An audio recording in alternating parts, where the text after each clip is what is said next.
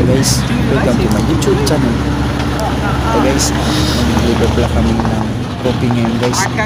Ito pala i-deliver namin guys, red type, blue color, 7 meters length, then thickness is 0.4.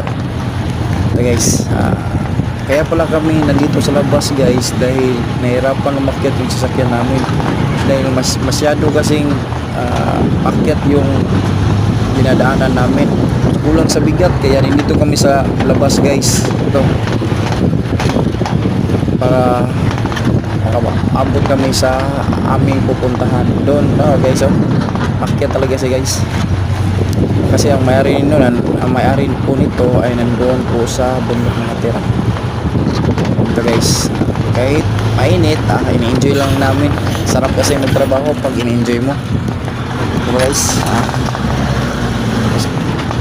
pagpasensyahan nyo na po yung salita ako, medyo bulol magsalita.